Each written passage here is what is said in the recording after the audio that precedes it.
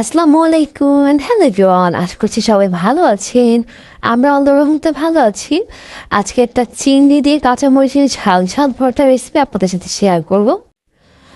তো এই ভর্তাটা খুবই মজার। এটা আমার নানুর হাতের একটা স্পেশাল ভর্তা, যেটা বানিয়েছিল আমার খালাতো বোন। তো এটা এত বেশি মজার হয় যে আমাদের বাসায় সবাই খুব বেশি পছন্দ করে।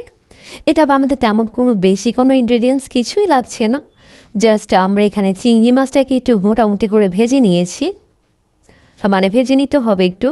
যখন দেখবেন যে কিছু খেতে ইচ্ছে করছে না, আপনার মুখে রুচি নেই বা কোনো তরকারি খেতে ইচ্ছে করছে না, তখন চাইলে এই ভর্তাটা আপনারা বানাতে পারেন।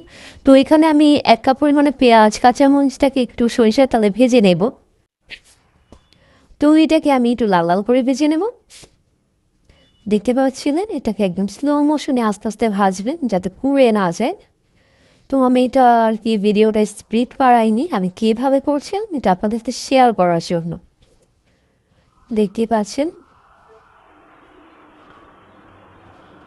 তো আমার এগুলো যখন সব হয়ে গেছে, আমি এটা পাটা পোতায় করবো। তো পাটা পোতায় বেটে নিচ্ছিল আমার খালাতো বোন, যে এটা ওর একটা সিগনেচার রেসিপি বলতে পারেন।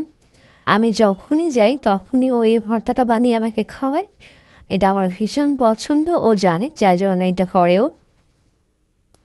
তো ও কিন্তু ভর্তা মারতে পারতে গানও গাইছিল, আপনাদেরকে একটু শুনি। হুমুর বাইদাপু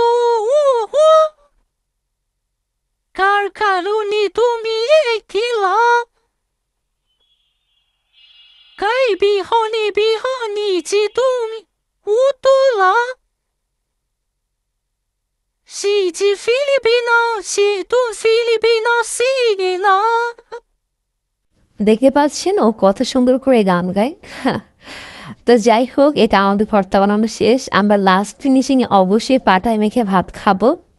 মানে এটা আমাদের খুব বেশি পছন্দ, তো এটা আমার জন্য করছিল। এটা আপনারা কারা কারা পছন্দ করেন এভাবে করে, মানে পাটায় ভাত মেখে খেতে, এটা কিন্তু ভীষণ মজা।